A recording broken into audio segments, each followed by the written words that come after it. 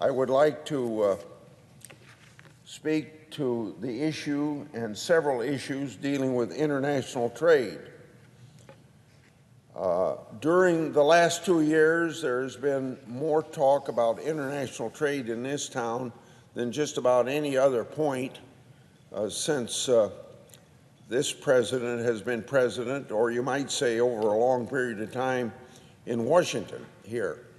When I was elected to the Senate in 1980, the General Agreement of Tariffs and Trade, known as GATT, was the main guiding document on international trade. GATT was signed by 23 nations in Geneva on October the 30th, 1947, a little more than 2 years after the destruction of World War II. It remained the institutional foundation for global trade until January 1st, 1995. That date is when the World Trade Organization, or we refer to it as WTO, was born with 81 charter members, including this great country of the United States. The WTO has been in place now 24 years, serving as the clearinghouse for our rules-based international trading system. Since the start of the WTO, international trade volumes have increased by 250%. Countries representing 98% of global merchandise trade are currently members of the WTO, with 22 more countries officially working towards joining. Overall, the WTO is moving global commerce forward, just as planned. The rules-based trading system it promotes has been very successful integrating people across the world into the global economy. I also must acknowledge that international trade can at times be disruptive. There are regions of the country that have been disproportionately impacted by job losses, at least in part to foreign competition over the last several decades. Those losses become especially problematic when they're the result of market forces being overwhelmed by foreign government intervention, any foreign government, as far as that's concerned. President Trump has rightly pointed that out and is delivering on his promise to make trade fairer for workers across our country. For agriculture, international trade is the bridge to the world's customers. In Iowa, we export every third row of soybeans. Some people like to say that God made Iowa for the growing of corn and soybeans, and I agree. Iowa also has significant pork and beef exports as well. American farmers produce more than we can possibly consume here in the United States, so you understand then why the ability to trade and the freer trade as well is very important to us. So we rely on global customers. Export markets are and will continue to be vitally important to Iowa's farmers. I will make it a priority as I resume chairmanship of the Finance Committee.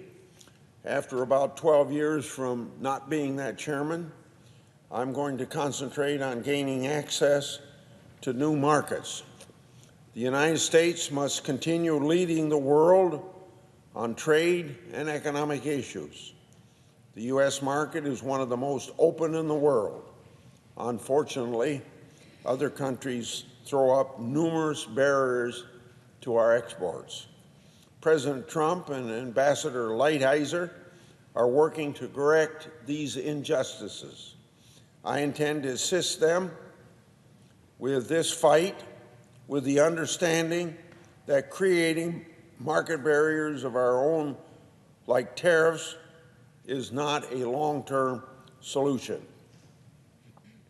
One of the top issues Congress needs to address next year is implementation of the recently signed U.S.-Mexico-Canada agreement.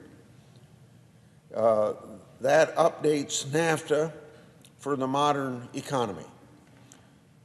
The new trade deal with Mexico and Canada makes significant updates to the original NAFTA with new sections on digital trade, currency manipulation, and state-owned enterprises.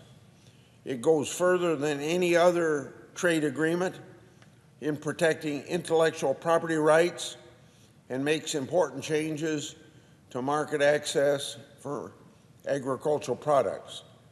While I commend the President for following through on his promise to renegotiate NAFTA, there are a few areas of concern. They go beyond just, those concerns go beyond just the Canada-Mexico agreement.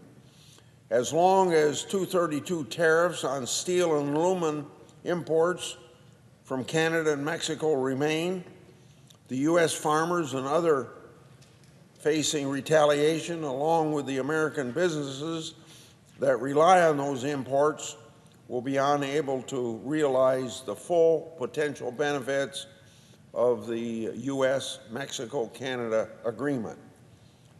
This is why I urge the administration to consult with Congress as intended by the Trade Promotion Authority to ensure a clear path forward for U.S.-Mexico-Canada agreement. I intend to work with members of the Finance Committee and, of course, with the Senate leadership to move the U.S.-Mexico-Canada agreement quickly in the new Congress as soon as the President submits it. But I can't do it without a strong commitment from the administration that we will work together. The Constitution tasks Congress with the authority to regulate trade with foreign countries. We collectively, meaning the President and Congress, have a responsibility to ensure that U.S. farmers, ranchers, and businesses face minimal uncertainty from the updating of the United States-Mexico-Canada agreement.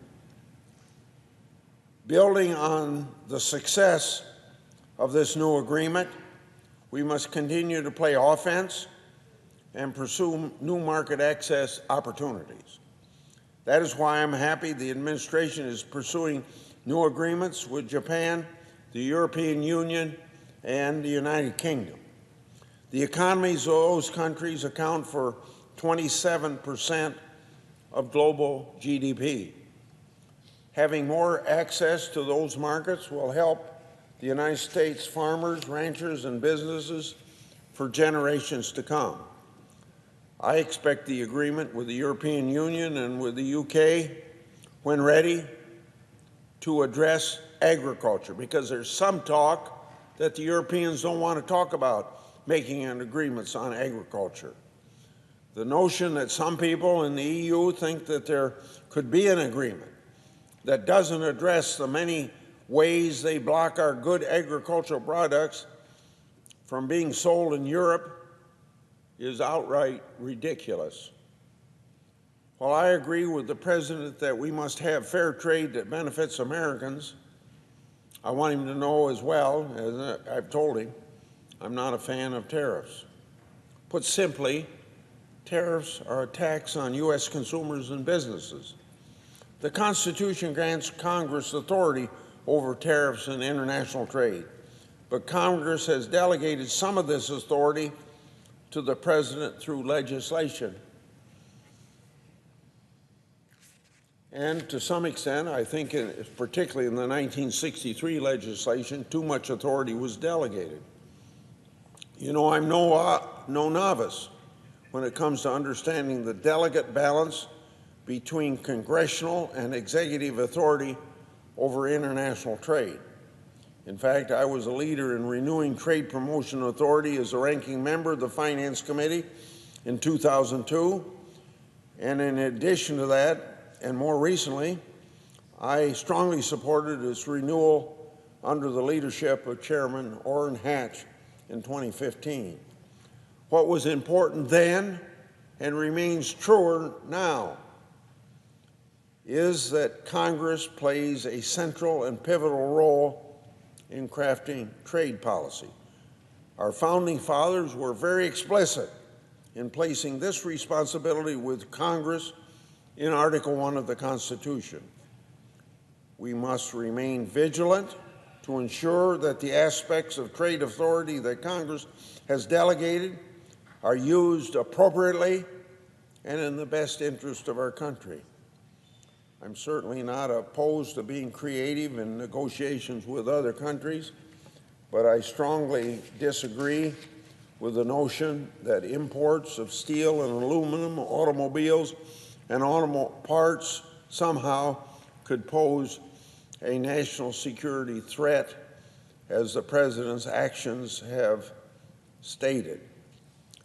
So I intend to review the President's use of power under Section 232 of the Trade Act of 1962, which grants the President broad legal authority to impose tariffs in the name of national security.